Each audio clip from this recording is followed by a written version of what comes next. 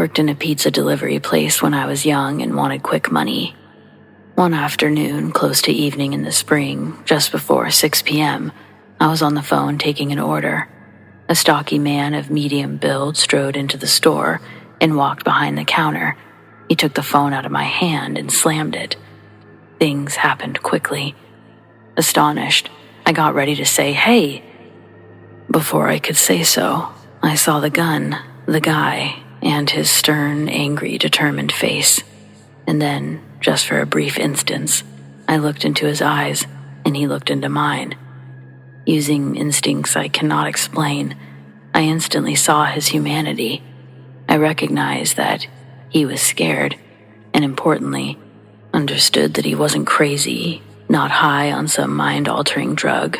He was all there, rational, calculating, and just as scared as I was. I can't tell you how I knew that, and how I knew it so quickly, but I knew, and it made me less scared because, again, I do not know how I knew this. I just knew. He wanted to get this money and get out of here. That entire thought process took less than 3 seconds. That's when you decide to take action, and if so, what type of action? And in that moment, again, on instinct, it seemed to be a clear choice between confrontation and cooperation. And so I instantly calculated the best way to get out of there alive, and it was to cooperate. He just wants to get out of there, and the quickest way to get him out of here without a gunshot is to not threaten him and to just give him the money and let him leave. That was my thought. All that happened in a split second.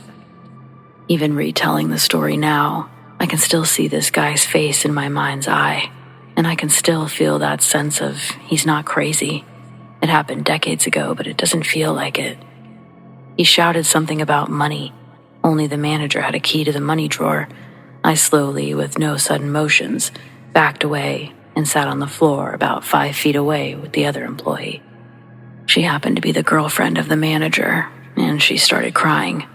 I watched him and the manager. The manager, shaking and bumbling, took out his keys and opened the drawer, and the guy collected all of the cash. It was early in the day, so it couldn't have been more than a couple $100. I don't remember the details any longer. Did he put the cash in his pockets? Did any fall out? I just know that he strode around the counter and out the door and walked away. The entire robbery took less than a minute. When we described him to the police, I drew a little picture. They reacted by speculating about who they thought it was. They seemed to know the guy. Thinking back on it, it wasn't a situation that made sense to confront him, so I probably wouldn't change my behavior. No idea if the same tactics would work today, but I'm just glad they did then.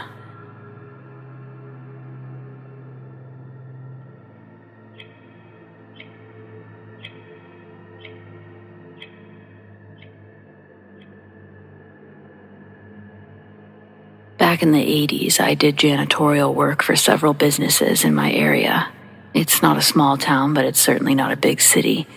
I cleaned a few banks, lawyers' offices, a real estate agency, places like that. One of the banks was my biggest job, so I always had a second person, Susan, come with me. That evening, I met Susan at the bank and got started cleaning the employees' restroom while she did the customers. Next was the break room. I was sweeping while she wiped the counters, and then there was a bunch of screaming in the lobby. Men were also yelling, but we couldn't make out what anyone was actually saying. Our first thought was a medical emergency. Susan's mother was a midwife, and she'd been helping deliver babies since she was 16. It wouldn't have been the first time that she had to help a pregnant lady while she was on the job. But that's not why the people were screaming. Susan went through the lobby doors first, and I was right behind her. She only made it a few steps before a loud bang sounded, and she just stopped dead in her tracks. Everyone started screaming even louder, but I still didn't understand what had happened, even when she turned to me, white as a sheet, with a red stain blossoming across her chest. I didn't understand. It wasn't until she collapsed into my arms that I saw the men with guns, 3 of them in black masks. Two were fighting while the third came to pull me away from Susan. As they did, her body fell to the floor with a surreal thud, and I was pushed into the crowd of other hostages. My hands and clothes were covered in blood. I can still feel it all these years later. That's something that never leaves you. The two men were mad at the third for firing, but he thought Susan was a security guard because of the way she came charging through the doors. The guy pleads that it wasn't his fault. The man who pushed me took the shooter and the bank manager back to the safe while the last man stayed to watch us. He said if we stayed calm, no one else would get hurt. Most of us were just crying and praying. If any of the men had heroic intentions, none became a reality. A couple of minutes later, police cars began forming a blockade around the building, and our captor called for his friends. That's about the time the phones started ringing. They rang for the longest time before the other two returned with bags full of money, and the one in charge answered it. The police wanted to negotiate, and none of us breathed a word when he said no one had been hurt. Well, the cops were only called because someone heard the gunshot, so they didn't really believe him anyway. For the next hour, myself and 27 other people sat on the floor while the officers attempted to negotiate our release. The only thing the thieves wanted was a getaway car and a clear path out of town, but the terms of how this would be executed proved to be an impossible task. I'm not sure what officer said to the guy on the phone, but he started to sound like he was willing to walk out of there. Unfortunately, that pissed off the one who had shot Susan. He started screaming that he would kill everyone in the building, including himself, before he went back to prison. The one on the phone said something to the third guy, the one who had been left to watch us, and I didn't understand what it was. I think it was in Spanish. Then those two laid down their guns, got on their knees, and put their hands behind their heads. The moment they did, Susan's killer raised his weapon, but before he could fire, one of the bank's glass doors exploded from a sniper shot. All I saw was red all over the floor. I was still in shock.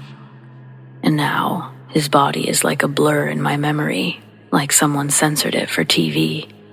The police interviewed us for hours, but we didn't learn anything about the thieves until we saw the news later.